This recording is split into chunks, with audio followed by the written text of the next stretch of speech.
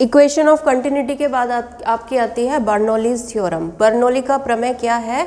जैसे कि आपने इक्वेशन ऑफ कंटिन्यूटी कब अप्लाई की थी? जब आपका जो लिक्विड था उसका फ्लो स्ट्रीमलाइन फ्लो था और वो लिक्विड नॉन विस्कस और इनकम्प्रेसिबल था। ठीक है, तो यहाँ पर बर्नौली थ्योरम भी आप कब अप्लाई करोगे? एक स्ट्रीमलाइन फ्लो के लिए आप अप्लाई कर सकते हो जहाँ पे लिक्विड नॉन विस्कस और इनकम्प्रेसिबल होता है। ठीक है, तो यहाँ बर्नौली थ्योरम क्या कहती है कि अगर ये सब कंडीशंस है, यानी कि किसी कोई नॉन विस्कस और incompressible liquid stream line flow कर रहा है किसी भी ट्यूब से, तो वहाँ उस ट्यूब में फ्लो करते हुए उसकी जो टोटल एनर्जी होगी पर यूनिट मास, यानी कि एक यूनिट मास लिक्विड की जो टोटल एनर्जी होगी मूव करते हुए, वो हमेशा कांस्टेंट रहेगी। ठीक है, आपको पता है टोटल मैकेनिकल एनर्जी आप कैसे निकालते हो? Kinetic energy plus potential energy. अब यहाँ लिक्विड जब फ्लो करेगा तो वहाँ प्रेशर भी क्रिएट होगा, तो दैट मीन्स यहाँ पर एक एनर्जी जो होगी वो प्रेशर में डिफरेंस की वजह से आ जाएगी। दैट मीन्स टोटल एनर्जी अगर आप यहाँ पर लिक्विड फ्लो की निकालोगे तो वो pressure energy plus kinetic energy plus potential energy, इन तीनों के सम के बराबर होगी। तो यहाँ पर बर्नौलीज थ्योरम के अकॉर्डिंग क्या है कि कोई भी लिक्विड अगर स्ट्रीम लाइन फ्लो कर रहा है जो कि नॉन विस्कस है और इनकम्प्रेसिबल है, तो उसकी pressure energy plus kinetic energy plus potential energy हमेशा कांस्टेंट रहती है पर यूनिट मास। ठीक है, तो इसको हम ड्राइव करेंगे इस तरह से। हमने एक ये ट्यूब कंसिडर की है एक्स वाई। ठीक है, इसमें जो इसका एक्स एंड है वो ग्राउंड से हम ले रहे हैं h1 हाइट पर, और जो y है वो h2 हाइट पर है। यहाँ पर x से वाटर जो है या लिक्विड जो है वो एंटर कर रहा है ट्यूब में और y एंड से बाहर की तरफ निकल रहा है। ठीक है, x एंड का क्रॉस सेक्शनल एरिया कितना है? a1 है, और यहाँ पर लिक्विड एंटर करने की जो वेलोसिटी है वो v1 है, और प्रेशर यहाँ पर हमने कितना ले लिया है? P1 ले लिया है। ठीक है, इसी तरह से y पॉइंट पर वेलोसिटी जो बाहर निकलने की है लिक्विड की वो कितनी है? V2 है, area of cross section A2 है, और यहाँ पर प्रेशर कितना है? P2 है। तो अब अगर हम x पॉइंट कंसिडर करते हैं तो आपको पता है यहाँ पर प्रेशर कितना है? P1, और एरिया कितना है? A1। आप लोगों को पता है प्रेशर कैसे देते हो आप? फोर्स अपॉन एरिया, यानी कि फोर्स इज इक्वल्स टू हो जाएगा pressure into area. That means x point पर टोटल फोर्स कितनी एक्ट करेगी प्रेशर की वजह से? P1 into A1। F1 की वैल्यू कितनी हो गई? P1 into A1। ठीक है, अब यहाँ वेलोसिटी कितनी है लिक्विड की? V1। तो V1 वेलोसिटी का मतलब हुआ एक सेकंड में कितना डिस्प्लेसमेंट होगा इसका? V1 डिस्प्लेसमेंट होगा। तो यहाँ डिस्प्लेसमेंट एक सेकंड के लिए x पॉइंट पर हो गया आपका V1। आपको पता है वर्क कैसे निकालते हैं? Force into displacement. तो इस एक सेकंड के लिए जब लिक्विड एंटर करेगा तो उस पर कितना वर्क यहाँ करना पड़ेगा, वो आपका बराबर हो जाएगा F1 इंटू V1 के बराबर। That means P1 into A1 into V1। तो ये हो गई x पॉइंट पर प्रेशर की वजह से कितनी एनर्जी है। ठीक है, उसके बाद अगर आप y पॉइंट को कंसिडर करते हैं तो यहाँ पर वर्क डन इसी तरह से जो आएगा आपका नीचे निकल के, देखिए फोर्स कितनी हो जाएगी? P2 इंटू A2, और एक सेकंड में डिस्प्लेसमेंट कितना होगा? V2। दैट मीन्स जो वाटर बाहर निकल रहा है या जो लिक्विड बाहर निकल रहा है उस पर कितना वर्क आपको करना पड़ रहा है? P2 into A2 into V2 के बराबर। ठीक है, अब इक्वेशन ऑफ कंटिन्यूटी क्या कहती है? अगर ये नॉन विस्कस और इनकम्प्रेसिबल है और स्ट्रीम लाइन फ्लो है तो A1 V1 is equals to A2 V2 होगा, जिसको हम m अपॉन रो लेते हैं। तो यहाँ इन दोनों में अगर इसकी वैल्यूज रखोगे तो ये आपका क्या हो जाएगा? P1 m अपॉन रो, और ये आपका हो जाएगा P2 m अपॉन रो। तो प्रेशर डिफरेंस की वजह से जो वर्क होगा यहाँ पर वो किसके बराबर होगा? इन दोनों के डिफरेंस के बराबर होगा। That means P1 m upon rho minus P2 m upon रो, या आप लिख सकते हो P1 minus P2 into m upon रो। तो ये टोटल वर्क यहाँ पर देखने को मिलेगा जब लिक्विड x से y पॉइंट की तरफ आएगा, मूव करेगा। ठीक है, अब देखिए जब लिक्विड ऊपर से नीचे की तरफ गिर रहा है तो वेलोसिटी धीरे धीरे इंक्रीज करेगी ग्रेविटी की वजह से, एक्सेलरेशन ड्यू टू ग्रेविटी उस पर लगेगा। अब वेलोसिटी अगर नीचे की तरफ इंक्रीज कर रही है तो काइनेटिक एनर्जी भी इंक्रीज करेगी। तो काइनेटिक एनर्जी में कितना इंक्रीज इसमें होगा उसको आप कैसे निकालोगे, y पॉइंट पर जो भी काइनेटिक एनर्जी है उसमें से आप x पॉइंट की काइनेटिक एनर्जी को माइनस कर दो, ठीक है। तो इंक्रीज इन काइनेटिक एनर्जी जिसको हम k से रिप्रेजेंट कर रहे हैं, ये इक्वल हो जाएगी half m v2 square minus half m v1 square, ठीक है। अब इसी तरह से अगर आप पोटेंशियल एनर्जी देखो तो पहले क्या है, हाइट ज़्यादा है फिर कम हाइट पर आ गया है, तो पोटेंशियल एनर्जी यहाँ पर क्या हो जाएगी, कम हो जाएगी, ठीक है। तो कम होने का मतलब क्या हुआ, मान लो यहाँ पर कितना हाइट है, h1 है, तो पोटेंशियल एनर्जी पहले ज़्यादा होगी, तो इनिशियल माइनस फाइनल करोगे तो आपको पता चल जाएगा कि कितना पोटेंशियल एनर्जी में डिक्रीज होगा, कितनी वैल्यू उसकी वहाँ पर घटेगी, यानी कि mgh1 minus mgh2। That means इस मोशन में जब लिक्विड ऊपर से नीचे की तरफ आ रहा है काइनेटिक एनर्जी बढ़ रही है और पोटेंशियल एनर्जी घट रही है। तो जो टोटल इंक्रीज होगा टोटल एनर्जी में वो आप कैसे निकालोगे, जो भी आपका इंक्रीज हुआ है काइनेटिक एनर्जी में माइनस जो भी आपका डिक्रीज हुआ है पोटेंशियल एनर्जी में, यानी कि k minus you.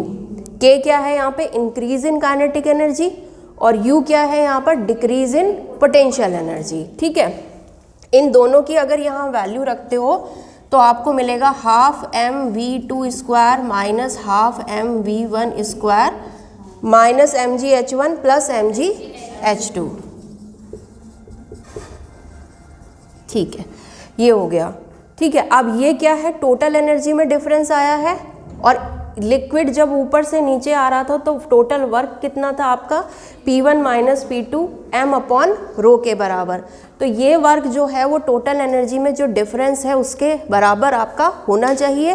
That means आपका P1 minus P2 m upon rho is equals to half m v2 square minus half m v1 square minus mgh1 plus mgh2, ये होना चाहिए। m कैंसिल हो जाएगा और रो की मल्टीप्लाई आप इधर कर सकते हो, तो ये आएगा आपका P1 minus P2 is equals to half rho v2 square minus half rho v1 square rho gh1 plus rho gh2, ये हो गया।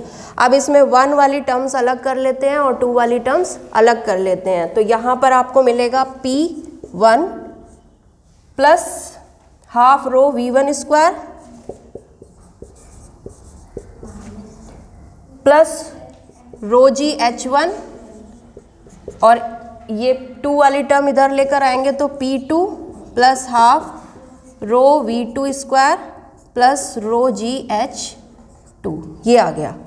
P1 plus half rho v1 square plus rho gh1 is equals to P2 plus half rho v2 square plus rho gh2, ठीक है। जहाँ पर P1 क्या है आपका, ये रिप्रेजेंट कर रहा है एनर्जी को जो कि प्रेशर की वजह से है। हाफ रो v1 स्क्वायर आपका काइनेटिक एनर्जी को शो कर रहा है और रो gh1 आपका पोटेंशियल एनर्जी को शो कर रहा है। इसका मतलब pressure energy plus kinetic energy plus potential energy जो पहले थी वही बाद में है, तो आप क्या लिख सकते हो, P plus half rho v square plus rho gh is equals to constant. ये आपकी क्या हो गई है, कांस्टेंट हो गई है, और यही क्या है, बर्नौलीज थ्योरम है, ठीक है। तो बर्नौलीज थ्योरम क्या है, स्ट्रीमलाइन फ्लो हो रहा है नॉन विस्कस और इनकम्प्रेसिबल लिक्विड का, तो उसकी total energy per unit mass, that means potential energy, kinetic energy, pressure energy, इन तीनों का सम हमेशा कांस्टेंट रहेगा।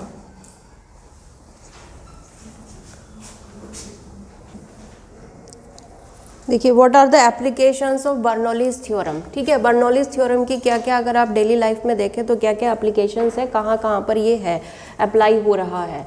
तो सबसे पहला है स्प्रेयर, जिसको हम एटमाइज़र भी कहते हैं, जैसे कि आपके डिओड्रेंट्स होते हैं, परफ्यूम्स होते हैं ना, स्प्रे करते हो तो उसमें क्या होता है, ऊपर नोज़ल लगा हुआ होता है, जब आप क्या करते हो, यहाँ पर इस ट्यूब को प्रेस करोगे तो जो नोज़ल है वहाँ से डिओड्रेंट या जो भी लिक्विड है वो बहुत फोर्स के साथ बाहर निकलता है। तो वो किसकी वजह से होता है? प्रेशर डिफरेंस होता है। ये जो ट्यूब है ऊपर की तरफ, इसमें जो प्रेशर है वो नीचे लिक्विड में जो प्रेशर है उसके कंपैरिजन में ज़्यादा होगा। जैसे ही आप प्रेस करोगे तो जो लिक्विड होता है वो एकदम से बाहर आता है। ठीक है। दूसरा एग्जाम्पल है विंग्स ऑफ एरोप्लेन। एरोप्लेन जो होता है, अगर आपने कभी गए हो, आपने देखा हो, जो उसकी विंग्स होती हैं उसमें ऊपर का जो एरिया होता है वो थोड़ा कर्व्ड होता है और नीचे का कम कर्व्ड या कह सकते हो फ्लैट होता है। तो यानी कि ऊपर का एरिया बढ़ गया है, जिसकी वजह से जो एयर या जो आप कह सकते हो विंड की जो वेलोसिटी होती है विंग्स के ऊपर वाले साइड पर वो ज़्यादा होती है और नीचे वाले साइड पर कम होती है। तो काइनेटिक एनर्जी बढ़ गई, तो वहाँ पर बर्नौलीज थ्योरम क्या कहेगी कि जो आपकी टोटल एनर्जी है वो यहाँ पर क्या होनी चाहिए? कांस्टेंट होनी चाहिए। तो इसका मतलब अगर वेलोसिटी अपर साइड पे विंग्स के ज़्यादा है तो प्रेशर वहाँ पर क्या हो जाएगा? कम। और अगर लोअर साइड पे वेलोसिटी कम है तो प्रेशर क्या हो जाएगा? वहाँ पे ज़्यादा। यानी कि विंग्स में नीचे की तरफ प्रेशर ज़्यादा होगा तो वो क्या करेगा? एक ऊपर की तरफ फोर्स लगाएगा, जो क्या करता है? एरोप्लेन्स को फ्लाइट करने में हेल्प करता है, फ्लाई करने में। ठीक है। तीसरा है आपका स्पिनिंग बॉल। जैसे क्रिकेट में होता है ना, स्पिन डालते हैं, तो उसमें एक्चुअल जो स्पिनिंग बॉल का जो इफेक्ट होता है उसको मैग्नस इफेक्ट भी कहते हैं। तो जब क्रिकेटर जब स्पिन करता है बॉल तो उसमें क्या होता है? उसकी पाथ एकदम से चेंज होती है ना। तो वो किसकी वजह से होती है? क्योंकि जब बॉल स्पिन करते हुए जाएगी तो जो एयर की वेलोसिटी या विंड की वेलोसिटी बॉल के नीचे की तरफ है वो ज़्यादा हो जाती है देन कंपैरिजन टू उसके जो ऊपर की तरफ है। तो प्रेशर रिवर्स हो जाएगा। दैट मीन्स नीचे की तरफ प्रेशर कम होगा और ऊपर की तरफ ज़्यादा। तो जब प्रेशर ऊपर की तरफ ज़्यादा होगा तो वो एकदम से नीचे को उसको एक पर्टिकुलर डायरेक्शन में फोर्स लगाएगा, जिसकी वजह से उसकी जो डायरेक्शन होती है बॉल की वो एकदम चेंज हो जाती है। इसको हम क्या कहते हैं? मैग्नस इफेक्ट भी कहते हैं। ठीक है। थर्ड लास्ट एक एप्लीकेशन और हम देख लेते हैं। ये क्या है? Motion of two parallel boats. मान लीजिए नदी है, उसमें दो नाव जो हैं, बोट्स जो हैं वो पैरेलल मूव कर रही है और उनके बीच का डिस्टेंस बहुत कम है। तो होता क्या है कि जो वेलोसिटी होगी बोट्स के बीच में जो पानी है उसकी जो वेलोसिटी होती है वो बहुत ज़्यादा हो जाती है, क्योंकि दोनों तरफ से उस पर क्या लगता है? बल लगता है, फोर्स लगती है। और जो बोट के बाहर की साइड की यानी कि जो अपोजिट साइड की जो वाटर है वहाँ की जो वेलोसिटी होती है वो अंदर वाली वेलोसिटी के कंपैरिजन में बहुत कम हो जाएगी। दैट मीन्स बोट के जो आउटर साइड में प्रेशर होगा पानी की वजह से वो बहुत ज़्यादा होगा देन कंपैरिजन टू जो अंदर यानी कि दोनों बोट्स के जो बीच में जो लिक्विड फ्लो कर रहा है उसके कंपैरिजन में। तो जो बाहर से पानी प्रेशर है वो अंदर की तरफ एक फोर्स लगाएगा, तो उसकी वजह से क्या होता है? वो और ज़्यादा पास आ जाती है। अगर आपने कभी ऑब्जर्व किया हो, बोटिंग की हो, तो उसमें क्या है? अगर दो नाव एक साथ हैं तो वो एक दूसरे की तरफ मुड़ने लगती हैं और कभी कभी क्या होता है? वो टकरा भी जाती हैं, अच्छे से कोलाइड भी हो जाती हैं। तो ये सब किसकी वजह से होता है? जो बेसिक प्रिंसिपल जो यहाँ पर काम करता है वो क्या है? बर्नौलीज थ्योरम है। क्लियर?